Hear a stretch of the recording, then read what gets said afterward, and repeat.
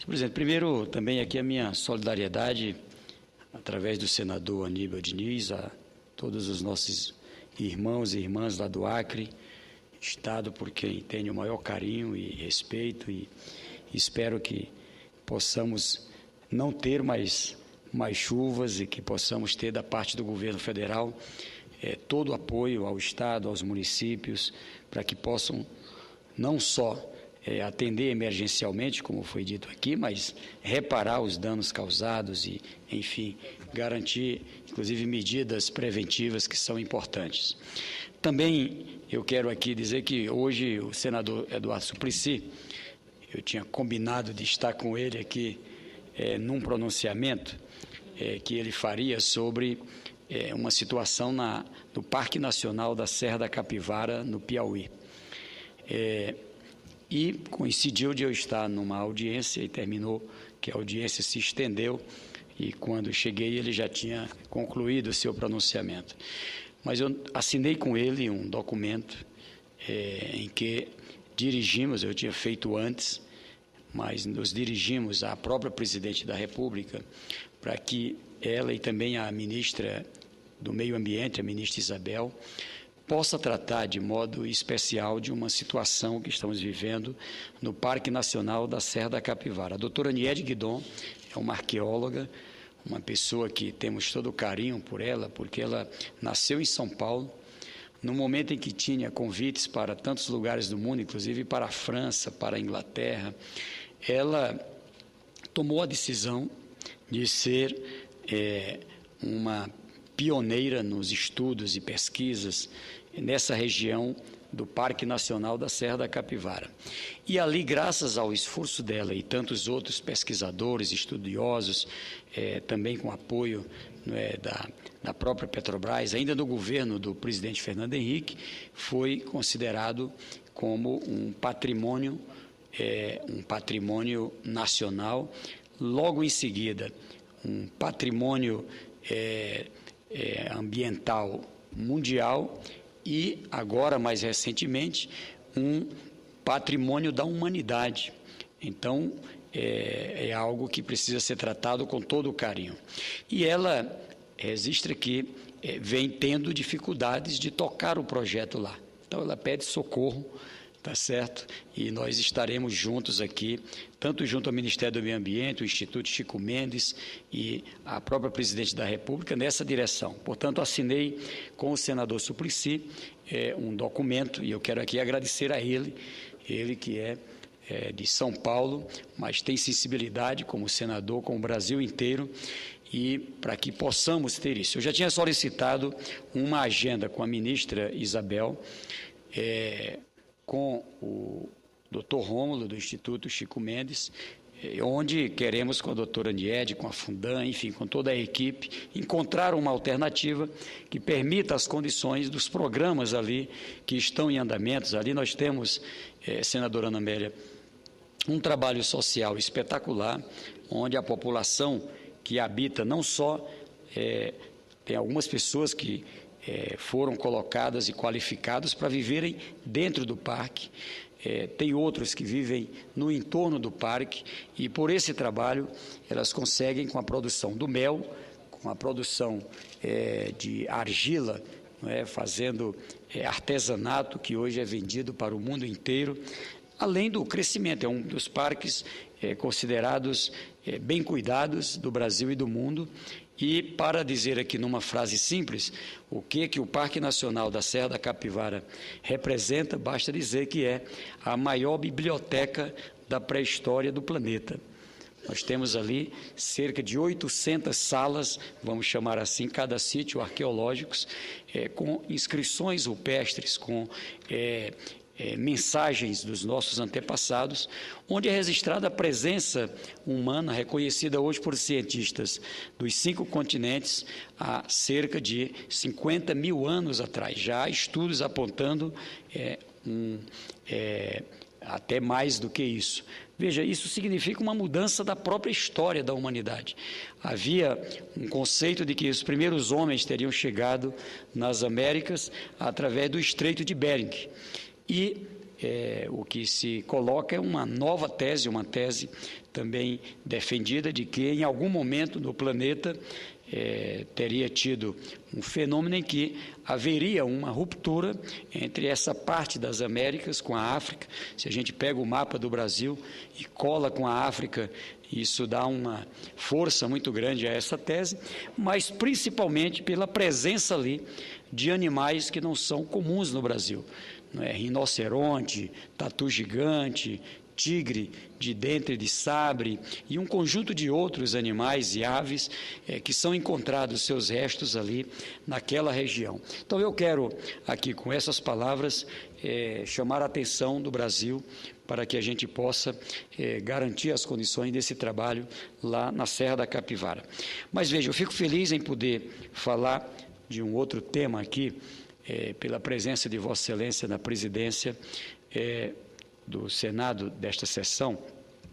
Senadora Ana Amélia, eu quero aqui dizer do quanto esses dias eu fiquei animado com duas decisões do nosso país. A primeira delas é essa decisão em relação à não venda de bebida alcoólica nos Jogos da Copa do Mundo. Eu acho que, por tudo aquilo que nós aprendemos nesses dias, o Brasil tem uma tradição adotada pelos estados, adotada pelos municípios e abraçada pelo governo já há bastante tempo, da não venda da bebida. A gente tinha uma tradição de venda e isso foi alterado nos estádios. Por quê? Porque a história demonstrou muitos incidentes, e esta era uma das causas. Já se dizia naquela época que não era a única. Sabemos que o futebol é uma paixão. O futebol, como toda paixão, leva as pessoas muitas vezes ao emocional. Mas eu acredito que esse emocional, com mais uma dose a mais, certamente ele leva a situações mais perigosas. E tivemos casos em que tivemos pessoas que perderam a vida, pessoas que saíram feridas, enfim. E, ao avaliar as causas nas investigações, se demonstravam que pessoas com o uso de bebidas alcoólicas tinham sido responsáveis. Então, vejam, no momento em que o Brasil, a terra do futebol, recebe aqui o mais importante evento esportivo, o mais importante evento nesta área. No momento em que temos aí a condição de mostrar o Brasil ao mundo através desse espetáculo, não só um belo espetáculo no futebol, mas casando com uma revelação do Brasil que vai muito além do futebol, do carnaval, o Brasil em desenvolvimento, o Brasil de um povo ordeiro, ao contrário do que muitas vezes se coloca para o mundo a nossa imagem, o Brasil um país de um povo que tem uma cultura espetacular, belas áreas de turismo, enfim. Então, no momento em que a gente tem tudo isso, as condições de, como outras partes do mundo, de ter um ambiente saudável, um ambiente adequado para que as famílias, pessoas de todas as gerações, crianças, jovens, idosos, pessoas com deficiência, enfim, possamos comparecer aos estádios de futebol e ali curtir um bom espetáculo, tá certo?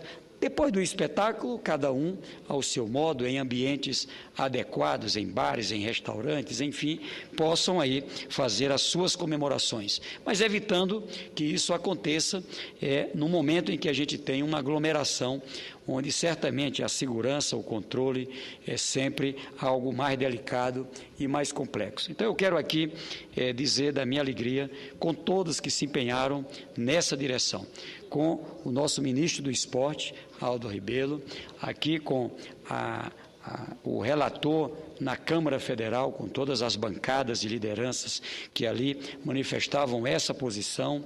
Da mesma forma, o governo, a presidente da República, Dilma Rousseff, com toda a sua equipe, a CBF, a própria FIFA, enfim, que pôde compreender a necessidade de o Brasil ser colocada numa imagem bem diferente. O outro, a posição da Anvisa. A Anvisa que proibiu o cigarro feito com misturas, como o objetivo claro de atrair uma geração mais jovem, uma geração de crianças, de adolescentes, ou seja, numa idade em que são mais vulneráveis. Ou seja, tudo aquilo que nós trabalhamos durante o ano passado inteiro, visitando países, visitando os estados brasileiros, conversando com cientistas, conversando com profissionais da saúde, da assistência social, com as comunidades terapêuticas, com as igrejas, com as lideranças de assistência social, compreendemos que a venda do cigarro com misturas como a menta, por exemplo, mas com outras misturas, geram uma atratividade que aumenta, que amplia o consumo numa idade, principalmente numa idade inadequada. Haviam estudos feitos com cerca de 17 mil pessoas, 17 mil jovens, e esses estudos apontavam exatamente o risco que nós tínhamos caminhando nessa direção. Então vejam, e acho que também a própria medida que foi tomada, ela considerou que se trata de um mercado, de um negócio, e é assim que tem que ser encarado, e faz uma transição.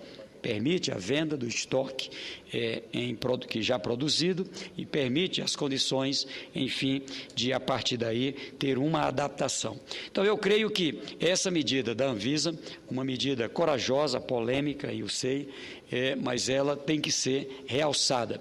E como quem presidiu a comissão